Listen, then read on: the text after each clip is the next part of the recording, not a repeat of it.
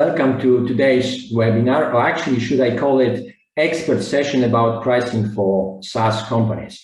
And today we have really packed agenda because we have 4 panelists to talk. So that should take us, I guess, around 1.5 hours or maybe a little more. And that should allow us plenty of time for the Q&A session after that.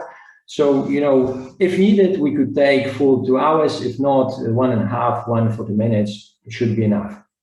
And the agenda for today is the following. We will start with foundation and the introduction, so to speak, to how to design, develop, and implement, as we call it, successful pricing solution for SaaS businesses. That will be done by myself and Maciej. Both of us represent Movens Capital, and then we will move to more practical part of our today's session when Jakub, the founder and CEO of DevSkiller, will walk you through the pricing project he did.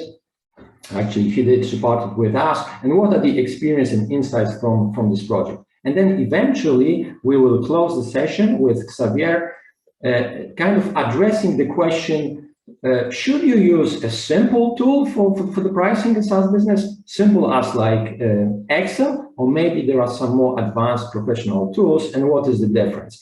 And I think Xavier has very nice comparison between Excel and something else, and let's see what this something else brings to the table. Okay, so first things first, let me start with the first part. And this first part will be run by myself. My name is Wojciech, together with Maciej Kraus, and we both represent Movens Capital, which is a venture capital house. So what we do now, we invest money of our investors into businesses, and many of those businesses are SaaS-like businesses. Those businesses are mainly at the early stage, seed stage, and we support them in also making the business more profitable and supporting them in pricing as well. And why do we do that? Because both of us are pretty much passionate about pricing. That's something we've been doing for 15 years now in various constellations. So in consulting and advisory setup, and also in business. We took different paths because we know with Maciej for more than 10 years, working for a global pricing consultancy. Then Maciej took his path, set up the third partners, which he sold eventually to PwC. And then eventually, 3 years ago, joined Movens Capital. Myself, I went abroad to Switzerland to do pricing in a big corporation, being global pricing design lead. And then again, 3 years ago, I joined forces with Maciej and other colleagues, joining Movens Capital, where we do this investment in companies. And again, we do invest in the SaaS-like companies, just because myself and Maciej, who's PhD in pricing, because we love it, we're passionate about it. We also provide support in pricing for external companies. Which companies? Some selection of those companies you can see on the screen. Those just selection. So companies at the early and more advanced stage of their development, and you see the logos more known or very well known, and also companies which starts their journey. And in pricing. And by the way, this is not only the type of pricing we do, because we do also B2B pricing, B2C pricing. We've done, I guess, if we count it properly, more than 200 pricing projects and have a lot of experience. And I guess if we count it properly, we deliver easily more than 100 million of additional EBITDA or profit to our clients. And now, one important thing is in SaaS space, that SaaS pricing is not exactly or not only about the price level. It's even more about the pricing structure, the content of the offering, and the different packages, modules, and bundles, if you like. Okay, and that's something what we do, and that's something which we'd like to share with you today. So what we will share with you is how to tackle pricing in SaaS, together with some business cases during the way we will present that. And eventually also we will share, how to approach the pricing project.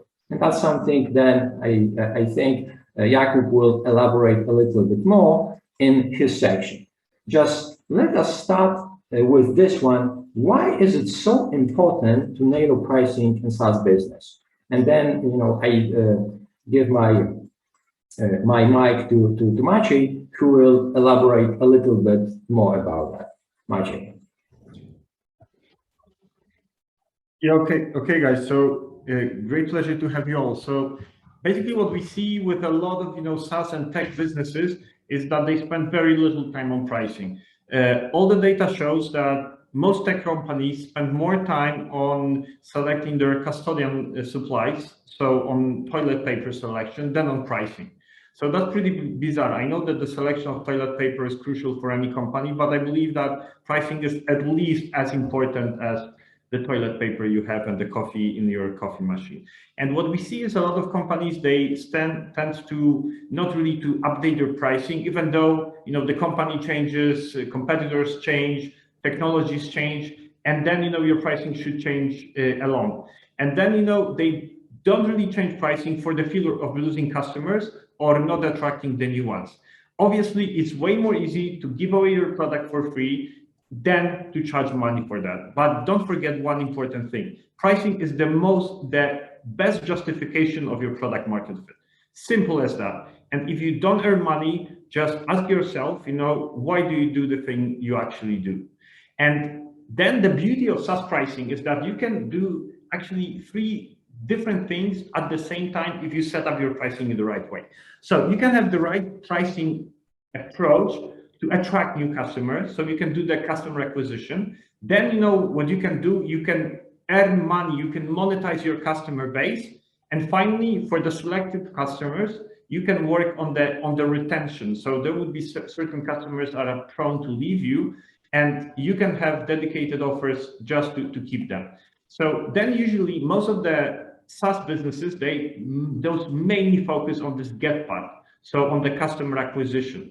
But what we see is, and what the data proves, is that the biggest potential is in the customer-based monetization, or in the retention. Because if you spend a lot of time acquiring customers and you don't really know how to monetize them and how to work on the customer ARPU or in the customer LTV, then what's really the purpose of acquiring all those customers?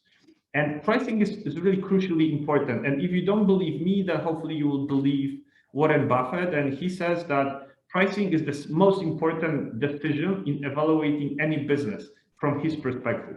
So let me give you an example.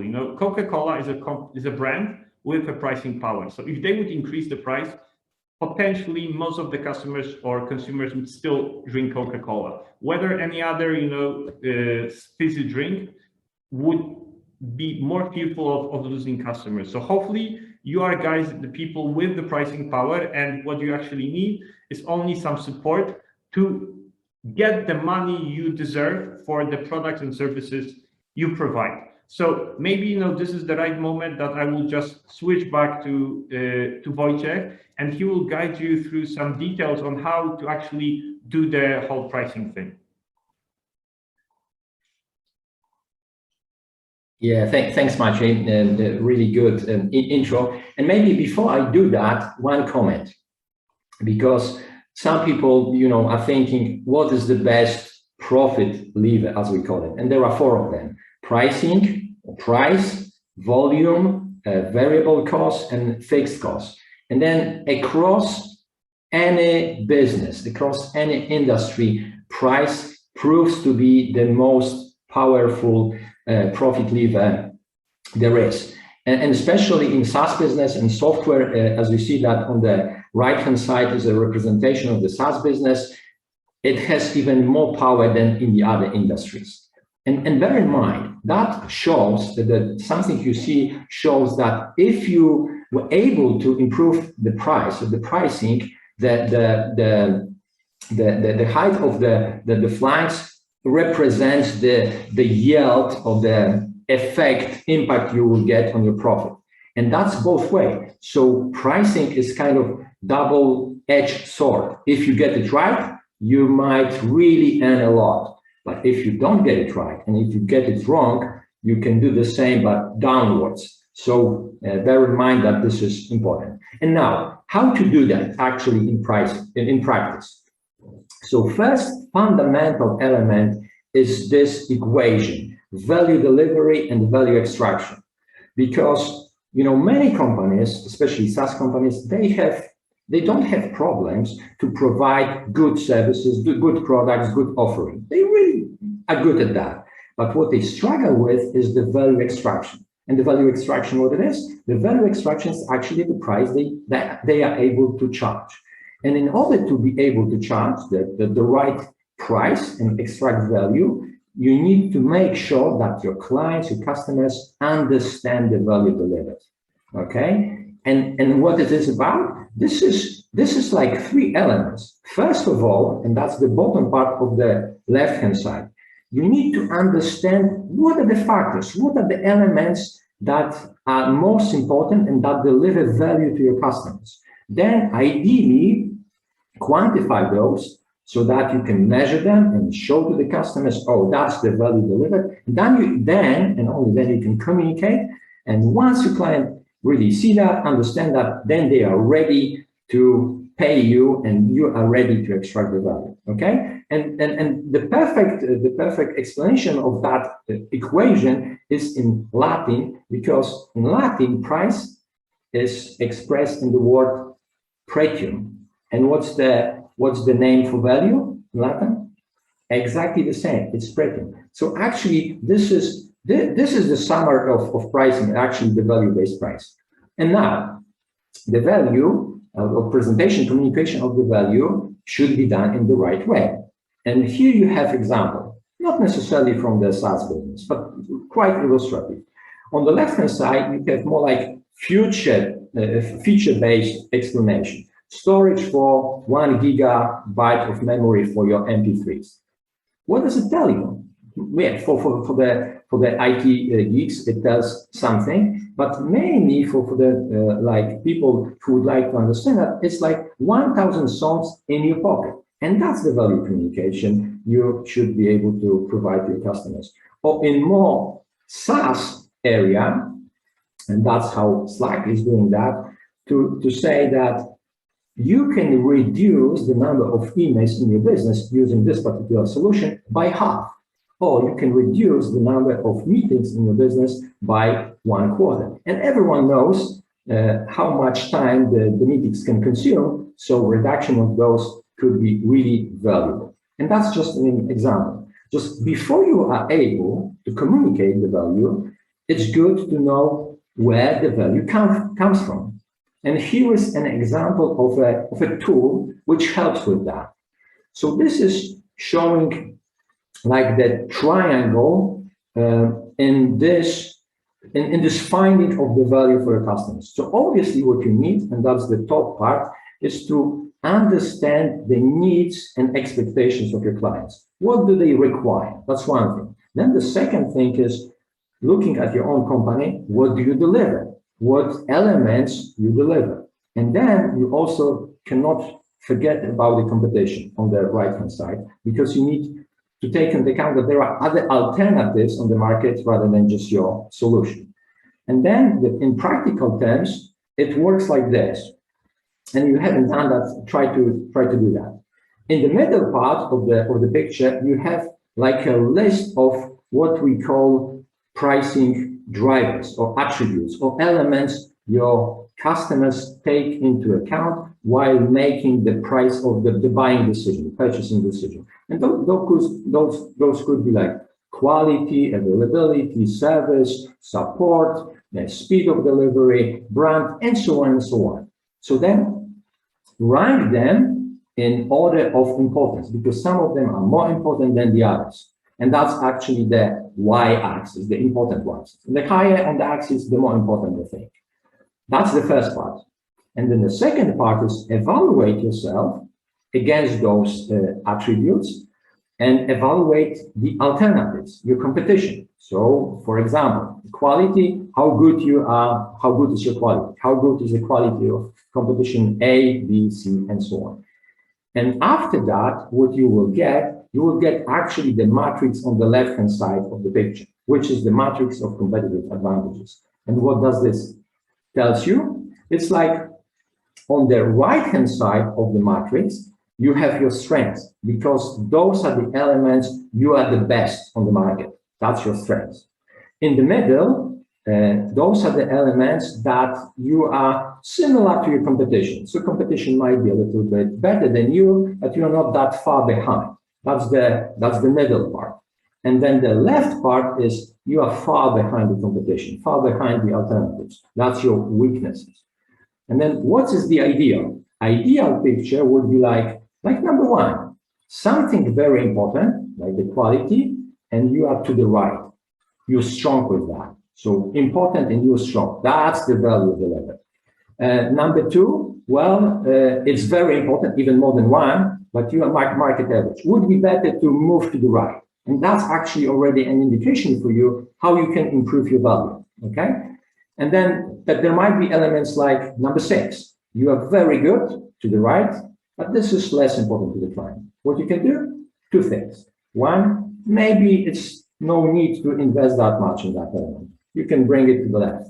Or you can move it up to make it more important in eyes of your customers, to persuade them that this is really important, and that becomes more like one. And why is it important? Because when you do the math, importance and performance, then you will get the overall aggregated value delivered to your customers. And why this is important? Because that allows to escape what we call one-dimensional pricing, or one-dimensional view. And look at the picture here. If that was the case, that the company A, maybe your company, has the price as indicated at the screen, what is the immediate thought coming to mind when you could see such a screen or such a price level? You know, in many cases, it comes to mind, oh, well, maybe the price of company A is what is too high. And what to do with too high price is to maybe consider going down with the price. But is it the case? If you look only through the one dimension, that could be the approach. But then if you done the exercise properly, you would have this additional dimension of the value. And now when you look at in the two-dimensional view, having the price and the value, what would you do now? Would you still consider lowering the price, or maybe quite the opposite, considering price adjustment upwards, even though in the nominal terms the price is the highest in the market? Okay, so that's the very important to look at the offering through the two lenses of two dimensions, pricing and then value delivery. Because if not, that would happen. That would happen, meaning that if there is only one dimension, and if the only argument is the price, it's always too high. It's always too high, and that's where the price pressure comes from. Okay, worthwhile to remember.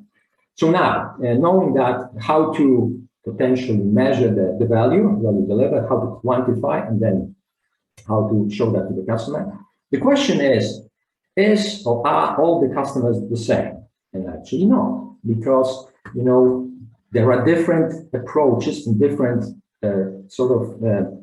needs of your customers, but you can kind of bucket them into some segments. So there are customers who want low price sensitive. They are customers who want easy start, and then let's share. And there are customers who want it now, right now. And there are customers who want the best. And the willingness to pay and the possibility to extract value and price from them will be different. More like higher, the more to the right you move. Or actually, even better, it could be explained on this picture. If we look at this, at your client portfolio, current or potential future, and have two dimensions: the demand requirement, the X axis, and then the Y, which is willingness to pay. And you will have the customers less demanding, more demanding, and cost conscious, and not willing to spend more money and willing to pay. And now, do you have your product offering aligned with this segmentation? Do you have an offer for more demanding and willing to pay, like for segment C? And do you also have something different for less demanding and cost conscious? And do you have something also for the middle part, some regular offer, maybe with value-added services, maybe with some add-ons? And then, if so, then that's good, because you can cover the spectrum of your various segments of your customers, current and potential, and you will not do it something like this. So with your middle offer, central offer, you would address or try to please the basic or the less demanding, the cost-conscious segment, and lowering the price of the middle part, or even with the premium of your premium product, trying to address and please the middle segment. Don't do that. Just keep the segmentation and then product offering and differentiation aligned. That allows you to extract the value from various segments. And someone could say, well, yeah, that's good, but then our clients will tell us then that, this is the middle or the upper one, segment B, segment C, is too expensive. Yes, of course, but, bear that in mind. Remind yourself about this picture and remind also your customers that there is always someone willing to do it cheaper. But does it mean it would be the same? It would be the same value. Just recall yourself about the two dimensions, the value dimension and then the pricing dimension. Okay? And now, so how to do that in practice? In practice, that means mainly in the SaaS business, creating some packages, some modules, some bundles. And that's reflected on the left-hand side of the picture. And both the beauty and the challenge of this SaaS pricing is that you could be really creative and then you can find the solutions to address various needs and various requirements of the segments by packing or by putting into those backends different functionalities, different elements, different services. And how many of the bundles should that be? Well, there is no one solution. One would be too few, two might be enough at times. Usually the average is between 3 and 4. And why is it that? Because the more you have, the more complex the solution of the offering becomes, and then complexity is not always best. Okay, and so that's the first thing needed to be done on the left-hand side. And then once you have the structure, so you know how many packages, how many bundles, and there might be just simple bundles, and there might be some add-ons, some elements on top of the bundles to make sure that you also can extract a little bit more above each and every bundle. And then once you have that, then the question is, okay, what should be the price? What should be the starting price? What should be the next price? And so on and so on. And what should be the distance between the pricing for each of the bundles? And that's what the proper pricing looks like, and that's something we also do in our projects. And then once you have it done like this, then it's ready to be communicated. And by communication, it's not only the elements of the value, it's also naming the solution so that your clients would identify themselves easier into the segments. So you can call your solution for starter, professional, and enterprise. So your client or potential client immediately know, okay, I'm starting, then probably something on the left is for me. I'm professional, I'm already, kind of a little bit advanced, then I go for professional. And if I'm big corporation, then I go for the right one. Just a couple of things to remember here to escape the typical problems. So the first problem, which we see quite frequently, is the first one, the issue number one on the left top box, that the entry offer is so packed with the value, features, and content that the other ones, no one really needs them because the first one is already overpacked. So then there is no way to upgrade, and there might be money left on the table. The second issue problem is that's number two, the left bottom, that you have like overweighted the middle solution. And obviously, we all know that there is the beauty and the tendency to go for the middle option. But if you overdo that, then you won't be able to extract any value from the lower offering and the highest offering. And this is the way to extract the value from the lower and upper segment as well. So don't overdo that. At times, there is a quite good alignment. That's issue number three. But the prices for the second and the third one are so high that those are unrealistic. You don't want to do that. And eventually, issue number four is that, as I mentioned, there might be bundles, there might be packages, but there might be some elements on top, add-ons, which you can add and let the customers choose. Just if you have them too many, it might become too complicated, and the customer might be like lost in the complexity. So if you do that, and that's typically done, it's what we call the feature pricing, that you differentiate your offering by the content of the features and elements, functionalities you provide in your solution. If you have limited number of features, you can even have the price tag for each of the feature. But if you have many, like long lists of the feature, it's better to pack them into some blocks, some packages, so that the customers don't get lost into that. Okay? And then it's easier for them to choose. And now, coming back a little to the question, how many packages should you have? And I said that on average is 3, 4, 3.5 actually. And why is that? Because companies tend to use the beauty of 3, so like 3 options, 1, 2, 3, and then add also the freemium version. And the key question here is, so should you have the freemium version? Yes or no? There is no like one answer to that. I'm personally not a fan of freemium.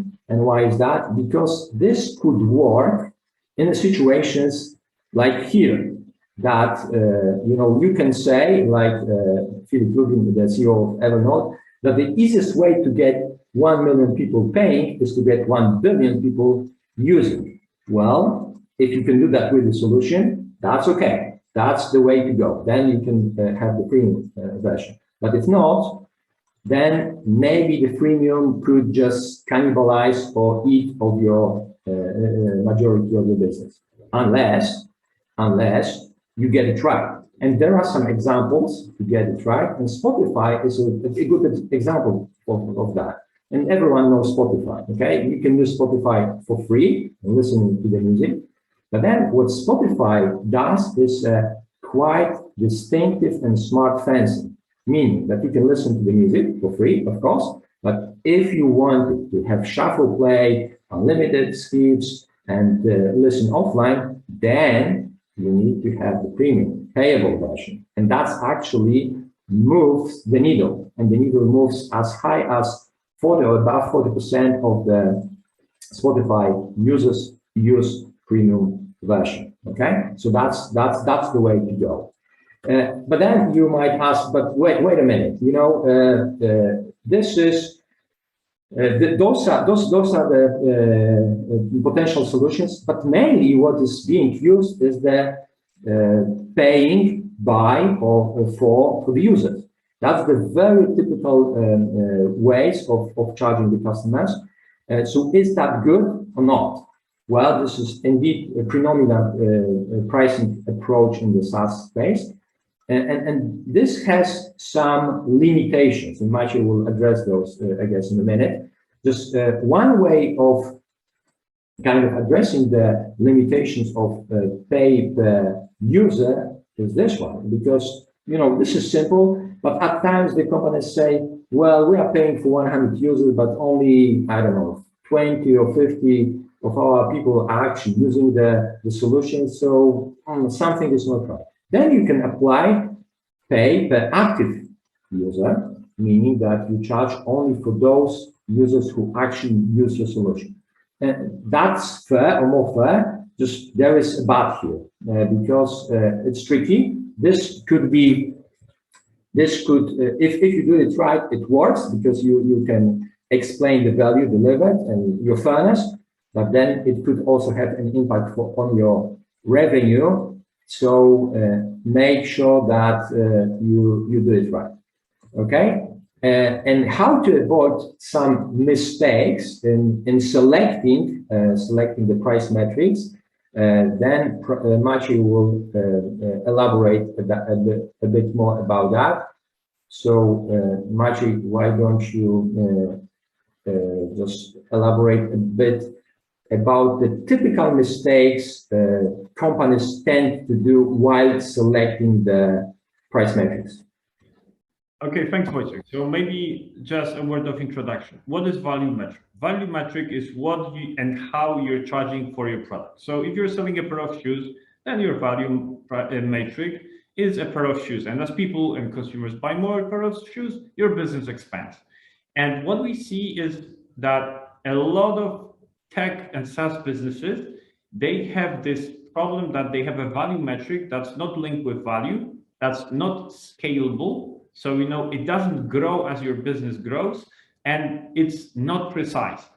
So there are different value metrics. If we go to the next slide, and those, but for some reason, a lot of companies, they stick to this, you know, per user pricing. So guys, you know, per user pricing is a value metric of the 80s. Because if you're strictly charging per user, per month, or per hour, then you're probably losing a lot of money already. And I would guess that 8 out of 10 companies using per user pricing should be actually having a different value metric, simply because their products probably don't provide this more additional value with additional users. So charging for just users doesn't really make sense. So what we do is we spend a lot of time with SaaS businesses just selecting the right value metric. So the metric that would allow or that would encourage users to use your product. Because remember one important thing, the money you make or the money you earn is the, I would say, afterthought, or it's a derivative of the usage. So you want people to use your product as often as possible, and then, you know, they will pay you money. Otherwise, it's not going to work. So there are different ways of doing this pricing and selecting the pricing metric and the value metric. I would say that the most common one, or there is simply now this whole trend around pay as you go or pay per use pricing, and you know, we could have a certain separate session around it, but obviously, you know, there is no one size fits all. So when you're thinking about the value metric, just try to answer those couple of questions we have in the next slide. Does your value metric align with the customer value? So the more, you know, of this value metric a customer would use, you know, the more value they would get. So does it allow you to scale with as the customer uses your product more and more and more? So that's the thing number two. Thing number three, is it objective, and is it measured in a transparent way? That's super important, especially for the corporate customers. They need to put a number into their budget. So if you have, for instance, this, you know, pay as you go model, they would be probably pretty reluctant, because they need to just kind of fix a budget for your solution. So maybe, then, you would need to look for a different metric, even though pricing per use would be best aligned with the value that they get.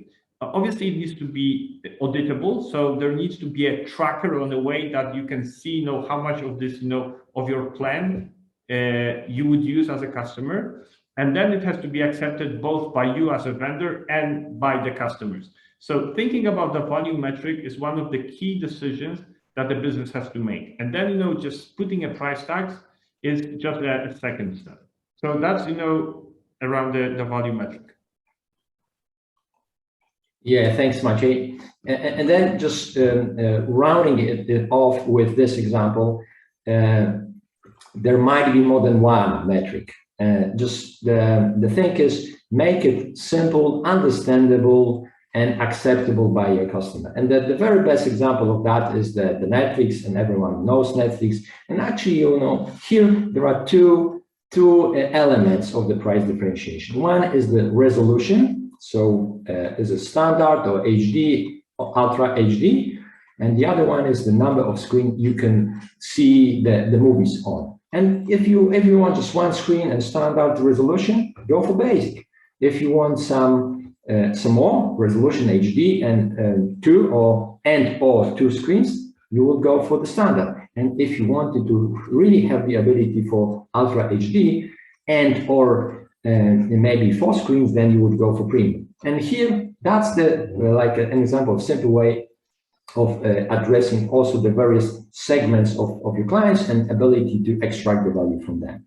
Okay, so let me close this intro session with this one, and maybe also just share with you, because some of you might ask, okay, how do you do the projects in practice? So very quickly and very simply, there are 3 steps usually we do: exploration, optimization, and implementation. Exploration is actually you checking what is happening or what is not happening. And we do here the 360-degree, view, meaning we go and analyze transactional data. We talk to the internal people like marketing, product management, sales, so people who actually sell the product, and actually at times we have a day with the sales to see in practice firsthand how they do that. We talk to the controlling, finance, management, and so on. Then we also talk to the customers of our clients, so really those who buy the product, to get the first-hand info and insights about the product offering and the value. And then eventually we do this, what we call competitive landscape, and at times even we talk with the competition, just trying to buy a product and see how they are offering the product. So that's the first step. And based on that, and that's a very good base, we go into optimization. And usually this is about how to structure the solution and thinking about bundles or packages and add-ons on maybe yes, maybe not. We start with ideas, trends, competition, our internal expertise, and come up with some initial proposition. And then we bounce it off internally, and also at times check externally with some selected potential customers to fine-tune and validate that. And once this is ready, we go for implementation. And implementation is very important, preparing the selling story, upselling story, value argumentation, so that your product can be explained, presented properly to the market, so that you can gain and extract the value for yourself, something I explained at the very beginning. Okay, so that's very quick. Should you be interested maybe in getting more details how we do that, here are our details of how to contact with us, and if so, just don't hesitate to contact us after the session or in next days. And that would be it for this particular session, and let me pause here because that was quite a quick run. Would you have any questions or comments at this stage?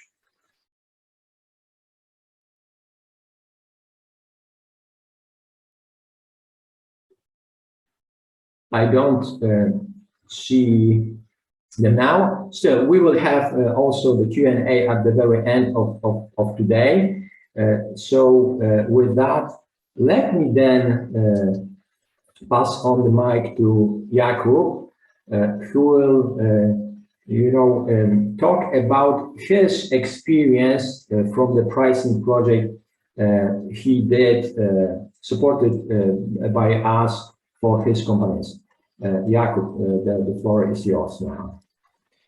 Yeah, thanks, Wojciech. So basically, what I'm going to do is to show you the perspective of a founder, of a person, or a person who is just running the company, and how important can the pricing project be itself, and what does it mean that we are able to run the pricing project, what is required from your side, and what you can expect. And just to briefly introduce what we are doing at DevSkiller, we are a SaaS platform, and that's the most important part here. And we are a SaaS platform that helps companies assess and grow technical skills through the whole employee life cycle. And the hard thing here is that we have two products. So we have a platform that is consists of two products. One is called the Talent Score, and it's a technical screening and scoring solution. So it's a solution to assess if someone is or is not a capable, skilled developer. And the second product that is called the Talent Boost, and it's a skills mapping software. And of course, as you can expect, these two projects are strictly cooperating. Of course, to be able to map the skills inside the company, we need to be able to assess them in a very unbiased way that can be compared between different teams, etc. So here, the issue was that we are selling both products that can be bought separately, and you still get the value. But the biggest value comes when the two projects are mixed together. So that's it. We are not a fresh company on the market. We were founded in 2013. We already have customers in over 80 countries right now. That's something that I updated recently. And we have big brands, as you can see here, also some mid-market customers and small customers as well. So here the next tricky part was to be able to verify and do the proper segmentation for all of the customers, find values for different segments, because it's not you have one value that fits all. So that's it. And you can think, because I assume that when I thought that we need to improve the pricing, because I was pretty sure that we are losing money and leaving money on the table. I was thinking about how much effort do I need to run the pricing project or something like this. And the very important thing here is that it really depends on how much do you know currently about your business, so about the market, about your competitors, about your customers, about the leads, why customers are choosing you instead of the competitors, why the customers are leaving, why they are joining you, are they getting the value, do they know that they are getting the value? If they know that, then the question is if the whole company knows, or just, for example, HR department or IT department, and the rest thinks that it's useless because they don't see that. It's like if you are familiar with the BIG, so the Biuro Informacji Kredytowej in Poland, for tracking if you are not if someone is not trying to get a credit for you, they are sending you the short messages every month that, hey, we are still caring about you and everything is fine. Because otherwise you will think after 2 months, why do I need that? They are not doing anything for me. Yeah, they are not doing, because there are no frauds connected to your account or your personality, but they are reminding you that you still get the value from that. And basically the answer here is that the more you know about the business, the less effort this project will need from you. What is even more important is that if you don't have answers to those questions, you should know these answers, regardless if you will decide to do a pricing project or not. Because like basically the less you know, the more you should learn, regardless the pricing project, because it means that you don't fully understand your business and maybe there is something more you are leaving on the table. So that's not just money based on the pricing, but maybe there are some use cases that are not covered by you and your competitors, and they are very important for the customers. And just by understanding this one, understanding how the market will change or what things can affect your market, this is crucial. We are like by one of the projects strictly connected with the recruitment market. And as you already know, like during the COVID situation, the recruitment in many countries, like for example, France, were stopped completely. There were blocks. So our customers are crying that they need to like pause the subscription because they don't have money. They are firing people and there are giant layoffs, etc. So that's something that you should be able to predict and know how your business works. And here is one more thing, something that was already covered by Wojciech regarding Netflix. So the easiest way of setting up the pricing project from a startup founder perspective is to basically transfer costs to your customers, add some extra margin on that, and we are happy.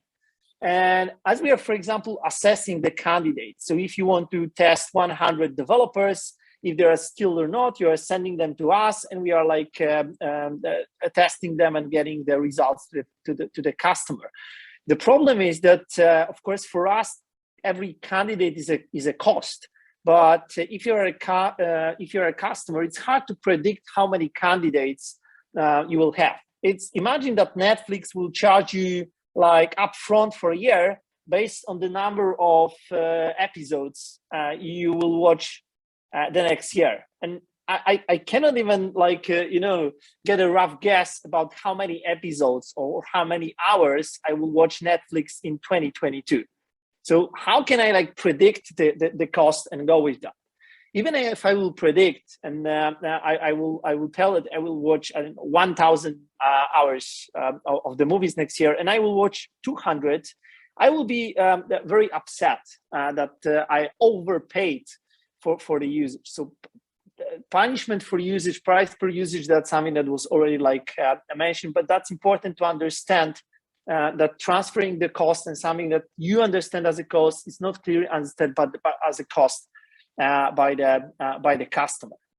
The second thing that is very important, so after knowing answers to all of the questions that will be asked to you during the pricing project, and you should ask yourself probably even today if you didn't do it already, is what do you want to achieve with the pricing? Why do you want to change the pricing? And of course, you can say that make more money, that's your goal, and it's pretty good KPI, but it's not a perfect KPI because it's very generic.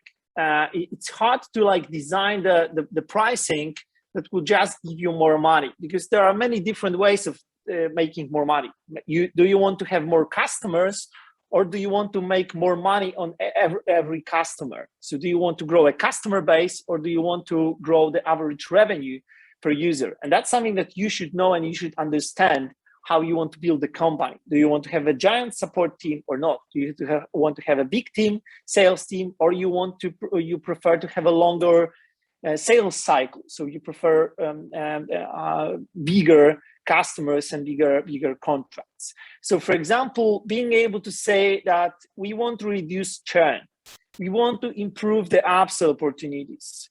We sell a lot to enterprise customers, and as Maciej mentioned, for them, like knowing the exact price and knowing how the price will change in the future is the crucial part. For the procurement department, if they don't know or they don't believe that the pricing is transparent, they feel very uncomfortable. So that's what you can assume. And you should be able to explain during this pricing project. That was the hardest thing for us, like getting all of the metrics numbers, because we realized that there are some part of the business that are still a mystery for us, and that's something that together with Movens we were able to like map and basically like dig down into the things, and finally have the results. And now I decided I will just go with like very honest results that we are able to achieve, and all of the results are strictly related to the goals. So at the very beginning, we decided and we choose few goals that we want to achieve with this new pricing. This whole pricing project, all of the like competitor analysis, market analysis that were done by Movens were strictly like focused on these things that we want to improve. And we knew at this moment what parts of the business and in what way, which direction we want to improve. So the first goal, and that was the most important, significant thing for us, it was even the North Star metric for DevSkiller at this moment, was to reduce churn. And that's something that we managed to improve significantly. So the first thing is right now, our gross churn is below 2%. Before starting the pricing project, I think it was around 7 to 8% each month. So it was reduced around 4 times. And for the SaaS businesses, subscriptions and software that is not used on a daily basis, some of our customers are using us on a daily basis. But as you can probably expect, or as you can imagine, the recruitment in many companies is, let's say, periodical. So I have a lot of candidates right now, then I have no candidates for the next 2 months, then I have also a peak, then I'm doing some internships, so I have a lot of candidates, etc. So having an average gross churn below 2% is a very impressive number for us. We are very proud of doing that. But so what's even better is that net churn, so churn that is like including the customers who churn, but also is like adding to that customers who decided to upsell, so to enlarge their subscription. So our current net churn is below 0. It's not like a hugely negative churn, but we do have negative churn. Sometimes it's 0.2%, sometimes it's minus 0.7%, but basically the average churn is below 0, and that's something that was our dream metric, and we did manage to achieve that. So that's very great. And why were we able to achieve this net churn being negative? Because of the expansion and basically providing and creating the upsell options for us and upsell possibilities was also a very important goal for the pricing. So we know that there are customers who are very satisfied with our projects and our products, but we are not able to sell them more. So to make more money on that, to offer them more value, because that's not about just saying, okay, so tomorrow you will pay twice as much as before, but it was about providing them more value, because for more value, they are willing, of course, to pay more. And for us, the expansion increased over 5 times. And what's important, a lot of these metrics improved almost from the first month. Of course, churn is something that needs to the time to go through the whole cycle of the subscriptions, renewals, etc. But basically that's how it works. The second group of the metrics. So first one was to reduce the churn, and these are the results. The second was to improve the average revenue per accounts or average revenue per user. And for the new business, our average revenue increased 2 times. And it increased 2 times the first month after implementing this new pricing. So we implemented this new pricing, I think, around August last year, and October. So the first month that was like fully started with the new project. So the customers who received the new pricing was already, the average revenue was doubled. And that's something that was more than we expected, because we said, 20-30% would be great. And it was basically 100% more. So that was great. And it was like very, very quick win. So it looks like it was low hanging fruit. So it means we were really leaving a lot of money on the table, because on the same leads, without changing the profile of the customers, we were able to charge them twice as much as before. So you can see how it works. And last but not least was to improve the cash flow. It was basically done by moving to a long-term contract. So a lot of our contracts based on this new pricing were annual contracts charged upfront. So when the customer decided to work with us for a year, they needed to pay upfront at the first day for the whole year. And based on that, we were able to improve the cash flow by 50%. So we start receiving 50% more money from the first month. So October, when the project was implemented in August, was the first month when we get 50% more money.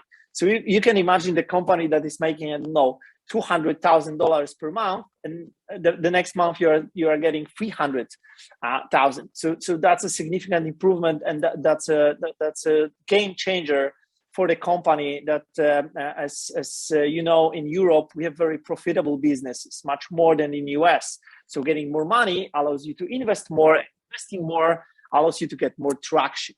So that was how it looked for us. So it requires an effort for you. But the more you know about your business, the less effort this project will consume, and the results are. I'm impressed with the results we're able to achieve, and I think that the return on investment on this project was around 2 months. So you can imagine that that was probably the best investment we did at DevSkiller, and I'm telling you not because they are paying me for that. Because but that's what we also hear from our VCs. They say okay, we understand why you decided to pay for this project. We see the value, and it was 2 months after closing the project. So that was significant, and that's all from me.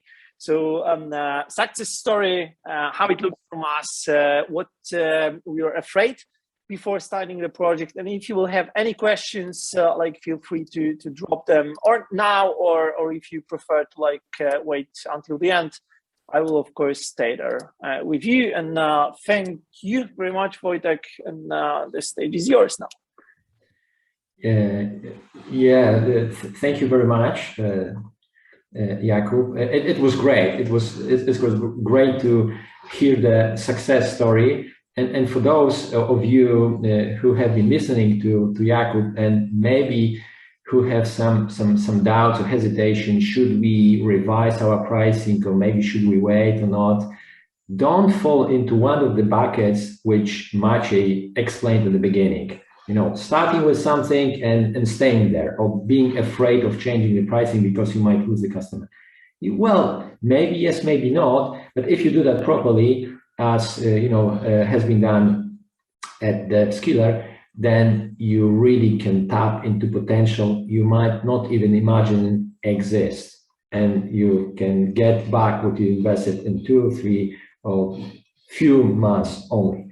Okay. Anyways, if you wanted to explore that more, Jakub is still with us, so you can think about the questions and ask them afterwards. And now let's give the stage to Xavier, and I guess he has something really, really interesting, because you might ask yourself, okay, nice, the theory, the concepts, but then should we have some tools for that or not? And that's the question, big question, which Xavier is going to address. Xavier. All right, thank you. Thanks, Wojtek, and thanks for the introduction. Really a pleasure to be part of this webinar. Actually, I learned quite significant things during this first hour. But exactly as you said, so we want to talk about the tool. But before that, I would like today to invite you to a match, to a competition. Today, I would like to use the match to show how basically the choice of a solution may have an impact on basically your business. But first of all, let me say a few words about myself. So I'm Xavier. I'm working at Cloudity, which is a Salesforce Platinum partner. And we are supporting many modules within Cloudity. And for the last 2 years, I'm leading what is so-called the Revenue Cloud practice. So the Revenue Cloud module is the module that takes care of the revenue flow, which means from the quote to the cash. And today, so let me say actually what are my plans for you today. So as I told you, I would like to invite you to a revenue competition, and I will provide more insights about what is behind this competition. But I would like also to use this opportunity to make a demo of the platform. So basically you see what we are talking about. And at the end of this presentation, I would like to have a quick summary about like the main outcomes we found out during this competition. Okay, so I think I can then move on. So I would like us to imagine that you had this project that lasts 2 months with Movens Capital, and comes the point that, okay, this new pricing looks great, but I want to implement it. So we're going to have like a competition between 2 teams. The first team, the team Excel, will implement an Excel tool that will take care about the complexity of the pricing. Because you heard today that we're talking about bundling, packaging, we were talking about add-ons. So we need to have a tool that will take care of this. And on the other side, we're going to have like the team Salesforce that will implement a tool, the application for this pricing. So let me provide how we're going to compare these 2 teams. We're going to use 3 main criteria. The first one, the customer experience. And you know, I put it in the first place because I know from my experience that this is typically an aspect that is not really taken into consideration when we build a tool for our company. But you may imagine that the sales process is actually the first touch point. This is the first experience that your customer has with your company. So if you have a poor sales experience, you may imagine that most of your customers may go actually to the competition. So I think this is quite an important aspect. The second criteria would be the internal processes, meaning like how smooth your processes are within the company, from the moment when you start to creating a quote to the moment where you invoice the customer and refer to the cash flow that Jakub talked to you a couple of minutes ago. And the last but not least criteria, the scalability. Here, I think this is quite an important aspect, because when you are choosing a tool for supporting your processes, you want this tool to support the company growth. You want this tool not to be limitations in your growth, but you want this tool to support your growth. So that will be the 3 main criteria that we'll be discussing today through the different tools. And I would like to organize this match into 4 rounds. So we will have like 4 checkpoints where the 2 teams will meet and share with the C-levels the different milestones they achieved over the time. Okay, so I think we are ready. I believe the rules are clear. So what? So let the match begin. So we are the first month, and actually we may see that the first month we see like on a short-term perspective, yeah? And we're going to start with the team Excel. And actually the team Excel, they're pretty proud of themselves, because after a month, they were able to release the solution, to train the end users, and even they started to configure the first quote with this complex new pricing. And they even like are proud of themselves, because they say, actually, yeah, we spent 1 month and we didn't spend a lot of money, because this is Excel. Everyone has access to the Excel. On the other side, the team Salesforce is basically gathering the business requirements from the different stakeholders. They implement a project. So at that month number 1, basically the only results, the only milestones they manage to achieve is that they have a backlog, meaning that they have to know what are the tasks to achieve to implement the solution. So after 1 month, we can say that Team Excel is way ahead of the Team Salesforce, and we will allocate 1 point to the Team Excel.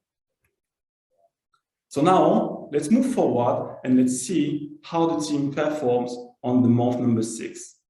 So on the month number 6, I will start with the team Salesforce. They're kind of in the same position of the team Excel at the month number 1, meaning that they were able to release the tool. So you see actually it took a couple of time to implement the solution. But at the end of the day, the solution is ready, the end user onboarded, and they start to use the solution. On the other side, the team Excel basically start to grow the customer base. They have more and more customers because the sales representatives are using the tool for quite a while, and we have like more and more customers that are live with this new pricing. So that's quite also a success from the team Excel. So that's for this reason, we're going to allocate 1 point for all of the teams. But still we see that the team Excel is taking the lead at this stage. But one side note, some of the stakeholders of the solution, and maybe this is something that, because I'm not sure whether there are here in the audience people that are using actually Excel for the pricing, but there are some stakeholders that complain that some of the steps are too manual, that they have to double entry some data. But since the customer base is pretty low, they say this is acceptable. So after 6 months, we have 2-1. So let's see what happens when we reach the year 1. So year number 1. So what happens on Salesforce? So with the Salesforce, the tool is fully adopted by the sales representative, but also by the finance team, because we have one single tool to cover the quote to cash process. And we have the customer base also that starts to grow, and we have more and more customers to manage within the solution. And the stakeholders also appreciate that over the time, we have new features coming, new automations that are guiding the sales representative and the different stakeholders in the tool. So we see some growth, we are happy about that. On the other side, we have the team Excel. I would say that starts to reach some issues, problems that were not like as problematic a couple of months ago because the customer base were pretty low. But now we have some issue, and most, I would say the one that I see the more on my project is that since the Excel is the tool to record the contractual data, there is no place, there is no application when I can report on this data. And the KPIs are pretty hard to access. And the other problematic issue is that it's hard to see what is the customer setup at a certain point of time. And at in the same moment also, we have the customers that complain that there are errors. They receive quotes where the pricing is not properly applied because because the sales representative don't have the latest version of the price list, for example. And here, since the customer base is getting bigger and bigger, the end user starts to spend more time in administrating the solution and inputting data to the system than actually selling. So there's a decision taken that I've seen also many companies are doing, is like they say, okay, our customer base is growing. It sounds pretty natural to increase the numbers of FTEs. So we'll have like more people to generate the invoices. We're going to have like more sales rep. We're going to have like more people on the controlling side because we have more customers. So this is halftime. So I propose here to, just like in the match, to have a break, but I don't invite you for having a beer, but simply I would like to do a short demo. And then after this demo, we're going to see what is the final result of this competition. So actually, it's great. Just in the meantime, and you might answer this question now or later on. There was a question from one of the participants asking, at what stage do you think it is time to move from Excel to Salesforce.com? Because it makes no sense in the beginning for a startup. Yeah, that's a good question. And this is something that I will answer actually in the summary. Okay, good. But thanks Wojtek, for the question. Yeah, so yeah, exactly. This is, I think, probably the most like critical question, because I'm not saying, yeah, okay, I don't want to spoil the end of this session, so you will have to wait for the last slide about this. But yeah, so getting back to this presentation, I would like to say what is Revenue Cloud, because I've been talking that I'm leading this practice. So I wanted to present a short slide that basically presents what it does. And this is a data model. This is an application where you will have all the data from the quoting to the cash, meaning from the moment when you will allocate payment to your invoices. Because in this journey of the quote to cash, we have several milestones where we find some gap. Meaning that, for example, we sell something, this is the moment to do the provisioning. And here we are using different systems. Someone has to create the data one more time into different systems. And when comes the moment of the invoicing, and especially in the SaaS business, when you invoice on a recurring basis, it's difficult to know what I am supposed to invoice. And here the idea of the Revenue Cloud is to say that, okay, let's put all this data into a single platform.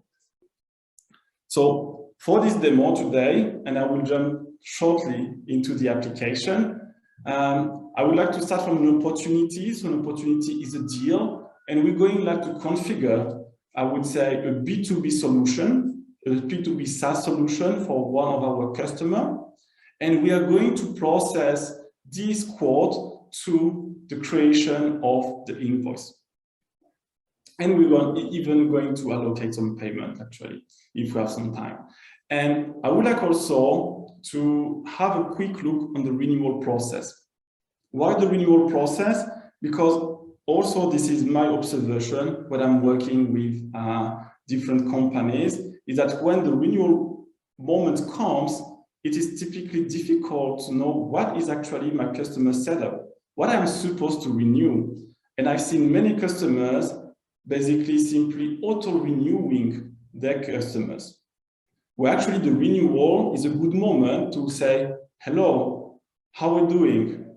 How are you using our tool? Are you happy about the solution? Maybe you want to hear about our new system, our new add-ons, our new features. So this is a good moment to increase the average amount per customer. So I will leave this presentation. I hope you can see my screen and you can see Salesforce. So as a disclaimer, just to say that Salesforce is a huge platform. Probably some of the attendees already are familiar with Salesforce, probably that doesn't know. But if there's one thing that I want you to remember during this demo, is the flow. It's basically how smooth we are moving from the quote to the cash without the need of inputting data twice, for example. So I will start from an account. So you see an account. So an account is a company in Salesforce, and I have prepared an opportunity for this customer. So an opportunity is basically a deal. So I will get to this deal that I already prepared up front. And basically the purpose of this deal, of this opportunity, is to monitor the sales process. I have different stages, and I reach the stages to prepare the quote. I've been discussing with the customers. I know what are the needs.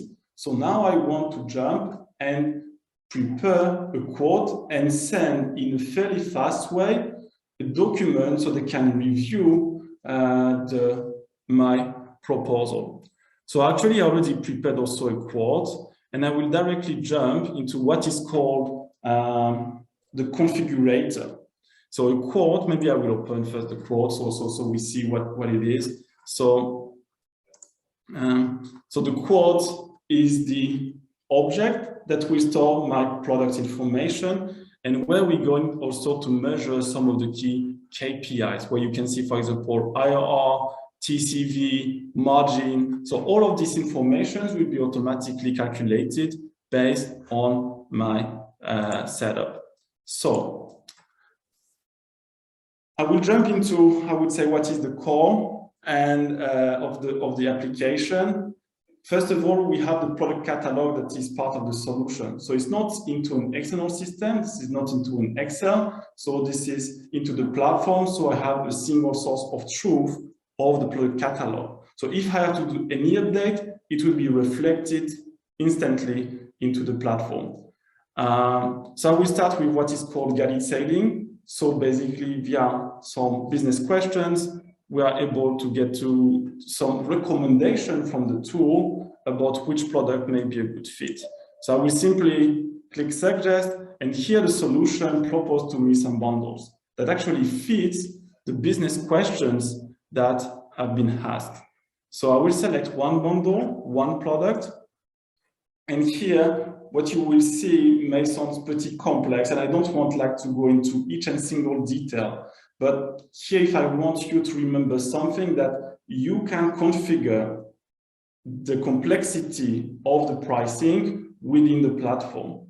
And I would say that in 90% of our project, we are translating Excel into Revenue Cloud, product catalog. And here, what is important is that the whole configuration, the rules, the business rules of your products, they are configured, so there is no way for the sales representative to do mistakes when they configure the product. For example, when I select the user licenses, I have two options: will be built on numbers of seats, or actually I want to invoice them based on the consumptions, on how many logins they will do. And here I can select only one option. And I can also group my products into different sections, and here have different options already pre-selected. For example, to make sure that my sales representative will by default include some of the items. And all what you see is configured within the platform. So typically a product manager will configure the product in the backend of the solution, and then this is the view of the sales representative. So my goal here is not to click and to show all the different features, because we could spend hours, but I will simply save this quote. So here I've saved the configuration of this quote, and I'm reaching the next stage of the configuration, which is the pricing. And similar to the configurations of the different add-ons you've seen, I am able to define how I will price these products. So some of the products are monthly, some of them are annually, some of them are invoiced based on different milestones. I also have the ability to add some discount on top of that, and it will automatically calculate the price. And also, this is quite a nice feature from this, and I wanted to show you, is that you get real-time feedback about the approval process, meaning that you know that if I'm able to save this quote, I will have to reach my manager and to ask for the approval.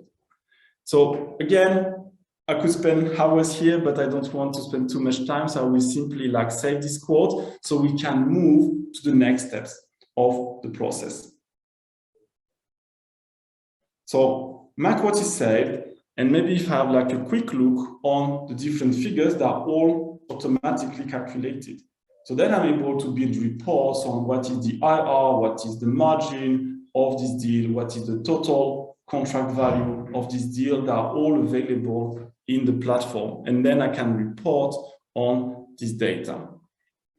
So what I will do next, I will simply approve, for the sake of time, this quote, so that I can move forward into the process. But in a real life example, I would have to basically submit for approval this. Okay, sorry, because my button was hidden here. And then now you've seen that I spent 2-3 minutes in configuring the product catalog for this quote. So the next step would be that I would like to send the document to my customers. And since all data are within the platform, I'm basically able to generate a document in a couple of seconds and then send it to my end customer. So it means that in a couple of minutes, I can reflect the customer business needs into a document that they will receive into their email box. And maybe also you can see that we're able to link this document generation with e-signature tool so that the document can be e-signed. But again, I would like to move forward, not to spend too much time. So we will assume that I send this document to my customer and that basically they accepted this quote. So typically at this stage, we want to trigger what is called the fulfillment process. So we want basically to deliver the service to the end customer. And then here, this is something that usually happens in different systems. Sometimes you send email to someone, have my customer, please provision the solution. Here we have a button called order now. So it will create and reflects all these conditions on the quote to the order. So here I click the button, but in real life implementation, we will automate this. But here, if I get to my order, I will have a new order created. And then I'm reaching the stage that, okay, my customer signed my configuration. I want to provision the services. So I have an order created. And then this is the moment where the fulfillment team will be engaged and deliver the service to the end customer. So here, I will simply activate this order and assume that the service has been delivered to the end customer. But as a short note, all the product that I was configuring in the quoting process that automatically copied to the order. So there is no need to duplicate or to repeat the steps and the information that were entered on the quoting level. So my order is active. So what I want to do next? I want to invoice. So I have here a button that is called Bill Now. And when I click the button Bill Now, of course, there is the ability to automate the process so that the invoice is created without clicking a button. But what you will see is now, I have an invoice created that exactly reflects the pricing conditions that were configured on the quoting level. So I can find all the invoice lines that were part of my quote with their pricing. Some of the products, remember, were invoiced on the monthly, some of them were invoiced on the yearly basis. All of this is taken care from the solution. And I also know that here, this is typically a moment where there is a gap between the sales and the finance, because the finance has some problem to get access to this kind of information. So now I will basically move forward into the process and I will do what is called posting this invoice.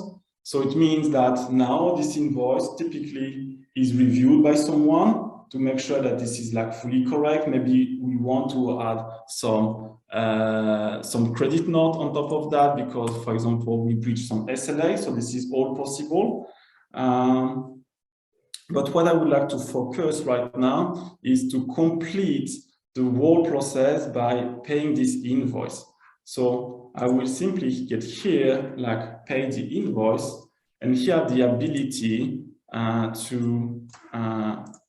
to pay this invoice. So here, what you will see is the solution is linked to a payment gateway. So if I have the details of the credit card of my end customer, I am basically able to do a direct debit to the credit card. So now I can come back to the invoice and we will see that now the balance of this invoice is 0 and that my invoice is fully paid. So this is the end of this first part that I wanted to show you today. But as I said at the real beginning, what I would like you to remember is like how smooth the flow is between the different steps. There were no friction during the process from the coding to allocating the cash to the specific invoice. Of course, there's a lot of other features that are available, but today I won't spend the time to show them. Yeah, Xavier, just conscious of time, because I guess everyone is like anxious to see the second part of the match, the final result of the match. So if you can maybe conclude this one and get us back to the match, because like myself including, I will just see who will win this match. Okay. Okay, so maybe just like 1 minute to conclude. Okay. So I prepared like some data for our customer Adidas, which is famous to sell sports items. And I would like simply to show one thing, Wojtek, if you may, is like also part of the Revenue Cloud, we have what is called a contract. So the contract is telling me what is part of my customer setup and have the end date of my contract also available. But what is important as well is that this contract is telling me what happens along the way, because as you said really well, Jakub, that the upsell is an important part of the revenue. And here we can see that, for example, we created along the way a quote-unquote that increased like the net amount of this contract. And I would like simply to show that from this contract, I created like what is called a renewal opportunity, which was created fully automatically. I simply had like to tick a button that is called renewal quoted, just a checkbox. And then with this, when I click this checkbox, what I have a renewal opportunity that is linked to a quote that will exactly reflect the current setup of my customer. So then there's like no questions like, what shall I renew? Because everything is already part of the system. So all the products are already there. So I think, yeah, you're right, Wojtek. So it's time to get back to the presentation. But it was important for me like to show you the kind of core capabilities of the solution. So let's get back to this match and let's see after 1 year, so we're reaching year number 2, what is the final result. So maybe I will start with the Team Excel. So the issues that we noticed before, they became more and more problematic and they have significant impact on the companies. We have cash flow issue. Why? Because, for example, there are delays in invoicing because the finance, they don't know what has to be invoiced. So they spend time in asking sales, what should I invoice? They send invoice, but the customer says it's not the right amount, so you have to create credit note, cancel the invoice. So the whole process has an impact on the cash flow itself. Jakub was talking about churn. Here, if you're not able to know your business, as you say, Jakub, then you will have issues, right? And this is where the platform is supporting you, that you have at any time a view of what is my customer base and what they own, what is their current setup. And also, it's last but not least, but this is also my observations in many projects, that at some point, it becomes a limitation. Because the company, they want to grow, they want to implement new, for example, product type. For example, they want to implement products that are invoiced based on the consumption. But they can't because the whole IT landscape can't support this. So at this stage, there's a decision taken that say that, okay, we have to get rid of the Excel. It limits our growth. It has an impact on some of the key KPIs of our company. So we have to change something. And then on the other side, we have Salesforce. So this is what I tried to present, is that the solution is like a baseline for then increasing the possibilities of the company. So we have all the data available into one platform. And then since everything is like fully stabilized, then the company decides actually to tackle a new challenge. They want to be self-service, which means that you can open new channels. So you can have resellers, partners that can use your product catalog and resell your product, your licenses, or even better. So basically have your own website and your customer, they can purchase on their own your products.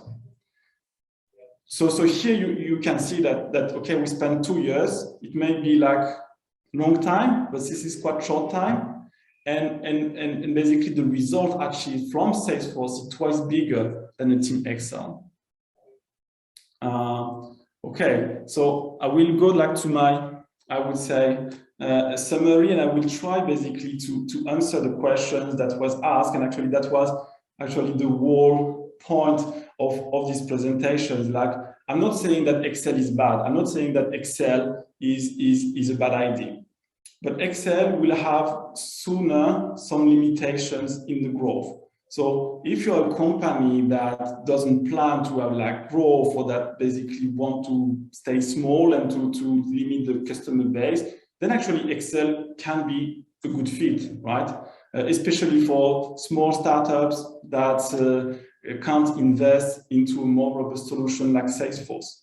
But there will be a moment, and the moment will be actually when you can see, and this is what I try to reflect into this match, that you start to complain about the manual processes, you start to find more and more errors into your quoting, you're spending more time in the administration of the data than actually selling your product, you increase the FTEs. So these are kind of symptoms that shows that your solutions start not to be scalable, and that you need to basically take a decision into maybe moving to a solution that is more scalable. I hope that it answers more or less the questions, but maybe I would like to end my presentation with some psychology. Maybe some of you knows actually this test. Probably also some of the audience, they have kids. Actually, I made this test to my daughter, but I won't tell you the results. But the idea is that you propose to a kid like a marshmallow right now, or you say that you can wait a couple of minutes, but you have to front this marshmallow, but you will get 2. And typically, the ones that are able to wait for this second marshmallow are basically the ones that are like most successful into their life. Why? Because they're able not to foresee only the short term and I would say the instant gratifications, but they can see on the long term run what basically I should wait in order to get more than this one marshmallow. Okay, so thank you. Thank you for listening. Thanks a lot, Wojtek. Thanks a lot, Jakub, Maciek, and all the people involved into this event. For me, it was really pleasant event. And as I said, so if you have like questions, if you want to dig into some of the questions, I'm of course happy to answer and jump into a call. So thanks a lot, Wojtek. I give you back the stage. Thank you. Thank you very much, Xavier. And you know, guys, if you have any questions to Xavier or myself or Maciej or Jakub, we still have some time and to answer those. Or if you prefer, and I see that some of you have already approached, like myself, via LinkedIn, for example. So if you have like more specific questions or considerations, also you can use this channel, and then we can continue. Still, before we close the session, the question would be, do you have any questions? And I'm just asking the people attending the event.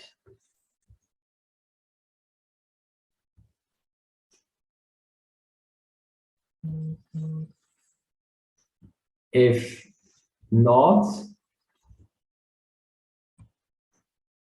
If it's not, then I think you know, I would say thank you.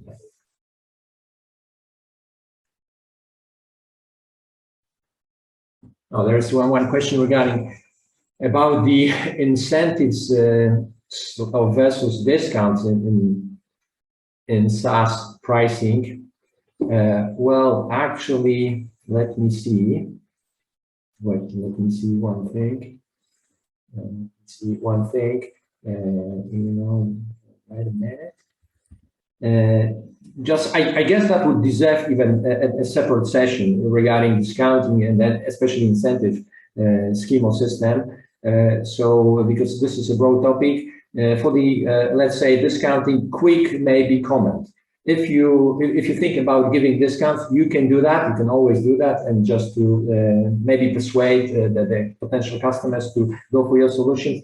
Still, don't overdo that, because like limited number or limited level of discounts, 5–10% can work. But if you give like 40% or 50% discount, usually how this backfires is that at the renewal stage, the companies that you sold with a big discount want even more. So this is something that might be then challenging. And I see that Maciej has something to share regarding promotions. So Maciej, just if you can comment on this one. Yeah, the thing I just wanted to say is that, yeah, discounts are just, you know, a form, let's say, of promotions. And, you know, there is only one reason why you should go for a discount. Discount should not be a way that would encourage a customer to persuade or to answer the question, do they need your solution? It neither should be a way to convince a customer that they should buy from you. The only reason you might consider using a discount is to trigger or to create an impulse of a purchase decision in this very moment. This is the only reason. You know, sometimes companies, they promote discounts for the reason of adjusting their price levels to the customer willingness to pay. But this is the wrong way of using a discount. Maybe another data that proves that giving discounts doesn't make sense in SaaS. This is, you know, a research done by who is it done by? I forgot, but you know, I will provide you the source. But basically, what it shows is that if you the higher discounts you give, the lower the willingness to pay at the renewal as a percentage of original contract. So it just justifies what Wojciech just said. So if you give up to 10% of discount, so this is more like, I would say, a technical discount, so to say, so there is some bargaining and stuff, then it makes sense. But if you just go for a double-digit discount, it doesn't make sense for SaaS and for technical businesses, because you're not selling Coca-Cola, you're not selling impulse product. It's a conscious decision. So don't overdo with discounts. My general comment here. Thank you. Okay, thanks, Maciej. And some people reacting already that you know they love especially the slides you shared, Maciej. So last chance. Do you still have any questions? And let me check that. So guys, if not, maybe last one thing I would recommend to some of you to do is just get connected with all of us on LinkedIn, and we quite often write certain things, hopefully interesting ones, on pricing and SaaS. So I hope it's going to be insightful for you as well. Yeah, indeed. So if there are no more questions, thank you very much for your attention and for your patience. Thanks to all the panelists. Thanks, Maciej. Thanks, Jakub, for the very interesting insights regarding KPIs and then results. And thanks, Xavier, for this match. And yeah, let's connect over the LinkedIn and other communication channels. and maybe let's see you on potentially some cooperation on some projects. Thank you very much.